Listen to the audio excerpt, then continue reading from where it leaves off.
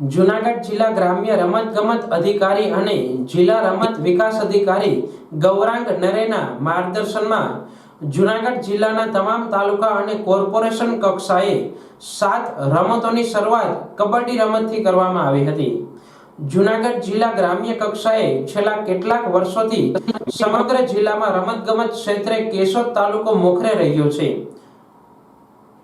केशोद तालुका खेल महाकुंभ 2023-24 નું ઉદ્ઘાટન શ્રી પટેલ વિદ્યાર્થી આશ્રમ સંચાલિત પીવીએમ ઇન્ટરનેશનલ સ્કૂલના પટાંગણમાં અમેરિકા સ્થિત નામાંકિત કાર્ડિયોલોજિસ્ટ અને સંસ્થાના મેનેજિંગ ટ્રસ્ટી ડોક્ટર સીડી લાડાણી અને 1964 થી 1994 ના દાયકામાં શારદા ગ્રામમાં વ્યાયામ શિક્ષક તરીકેની ફરજમાં જેમણે જુદી જુદી રમતમાં રાષ્ટ્રીય કક્ષાના ખેલાડીઓ આપ્યા છે તેવા અમેરિકા સ્થિત 84 વર્ષના નિવૃત્ત વ્યાયામ શિક્ષક અંબાલાલ પટેલના હસ્તે ખેલ મહાકુંભ 2023-24 નો પ્રારંભ કરવામાં આવ્યો હતો।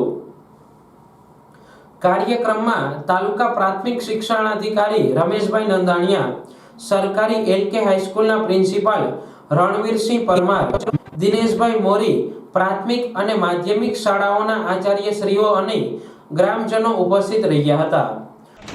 મારું નામ સૂર્યાનિધિ ભરતસિંહ છે। મારી શાળાનું નામ શ્રી એકલેરા પ્રાથમિક શાળા છે। આજે ખેલ મહાકુંભ 2024નું આયોજન પીવીએમ સ્કૂલમાં ખૂબ સરસ રીતે કર્યું છે। તેમના માર્ગદર્શક શ્રી વાળા સરે પણ ખૂબ આયોજન સરસ કર્યું છે। કબડ્ડીના મેદાન પણ સરસ બનાવ્યા છે અને મેદાન પણ ખૂબ સરસ છે।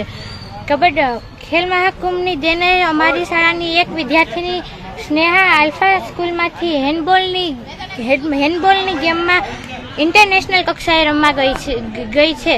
તેને અમને ખૂબ જુસ્સો આપ્યો કે તમે પણ ખેલ મહાકુંભમાં જીતશો। તેનાથી જ અમને ખૂબ જુસ્સો મળ્યો અને અમે જીતી શક્યા। અમારી શાળાના શિક્ષક શ્રી મુછાર સરે પણ અમને ખૂબ પ્રેક્ટિસ કરાવી। તાલુકા કક્ષાના ચેમ્પિયન બનવા માટે અમે ખૂબ મહેનત કરી અને અમારા શિક્ષક શ્રી મુછાર સરની તેના લીધે જ અમે 23 પોઈન્ટથી વિનર થયા। Thank you. આ તકે કેશોદ વહીવટી તંત્રના પ્રાંત અધિકારી ગરસર સાહેબ, મામલતદાર સંદીપ મહેતાએ પણ શુભકામના પાઠવી હતી। તાલુકા કક્ષાની સ્પર્ધાઓ જુદા જુદા સ્થળે તારીખ 19 જાન્યુઆરી સુધી આયોજન કરવામાં આવેલું હોય, જેને સફળ બનાવવા કેશોદ તાલુકાના કન્વીનર અને જૂનાગઢ જિલ્લા વ્યાયામ શિક્ષક સંઘના પ્રમુખ ડોક્ટર હમીરસિંહ વાળાના માર્ગદર્શનમાં વ્યાયામ શિક્ષક J S. Bharvadiya, Hamir Barad, R B Chudasama, P N Bhadja, Bharatbhai Nandaniya, Virambhai Chocha, in school trainer Vijaybhai Vada, Ajay ઠાકોરે વગેરે જહેમત ઉઠાવી હતી। ગુજરાત સરકાર દ્વારા ખેલ મહાકુંભના આયોજનથી આજે રાષ્ટ્રીય અને આંતરરાષ્ટ્રીય કક્ષાએ ગુજરાતના ગ્રામ્ય કક્ષાથી લઈ અને શહેરના ખૂણે ખૂણેથી ખેલાડીઓને તક આપી અને ખેલ જગતમાં ગુજરાતની ધરાને ગૌરવ અપાવવા પ્રયત્નશીલ છે। આ તકે કેશોદના ધારાસભ્ય દેવાભાઈ માલમ અને નગરપાલિકા પ્રમુખ મેહુલભાઈ ગોંડલિયા, સંસ્થાના પ્રમુખ શ્રી જયેશભાઈ લાડાણી દ્વારા બહોળી સંખ્યામાં ભાગ લેનાર કેશોદ તાલુકાના 100 ખેલાડી ભાઈઓ બહેનોને શુભેચ્છા સહ અભિનંદન પાઠવ્યા હતા। સ્પર્ધાના પ્રારંભે અંબાલાલ પટેલ અને ડોક્ટર સીડી લાડાણીએ ખેલાડીઓને પ્રોત્સાહિત કર્યા હતા। હું ડોક્ટર હમીરસિંહ વાળા, કન્વીનર કેશોદ તાલુકા કક્ષા ખેલ મહાકુંભ 2023-24।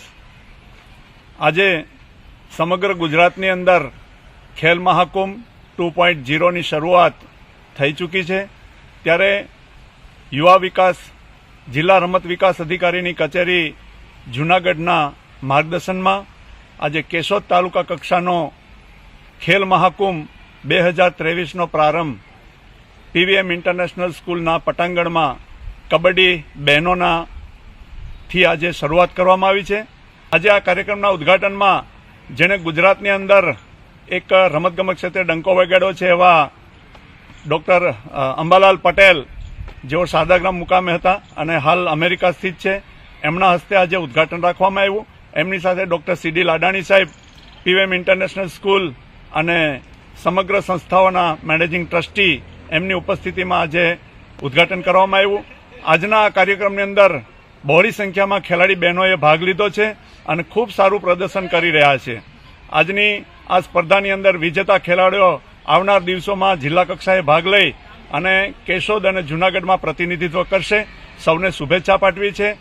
હા, ગુજરાત સરકારનો આ એક ખૂબ સારો હેતુ રહ્યો છે. ખેલાડીઓની અંદર રહેલી સુસુપ્ત શક્તિઓ અને ગામડાની અંદર જે ખેલાડીઓમાં રમતગમત ક્ષેત્રે જાગૃતતા આવે એના માટે થઈને ખેલ મહાકુંભની શરૂઆત 2010થી કરી હતી. આજે ખૂબ મોટી સંખ્યામાં આનો પ્રચાર અને પ્રસાર થઈ રહ્યો છે અને રાજ્ય, રાષ્ટ્રીય અને આંતરરાષ્ટ્રીય કક્ષાએ આપણને ખૂબ બહોળી સંખ્યામાં મેડલો મળતા થયા છે. એ ખૂબ ગૌરવની વાત છે. આ જે ખેલ મહાકુંભનો એક પ્રકલ્પ છે એ આપણા યશસ્વી વડાપ્રધાન નરેન્દ્રભાઈ મોદી સાહેબના માર્ગદર્શનમાં શરૂઆત થઈ હતી અને આજે એનું પરિણામ મળતું થયું છે. એ માટે સરકારશ્રી, ગુજરાત સરકારનો પણ હું ખૂબ ખૂબ આભાર માનું છું.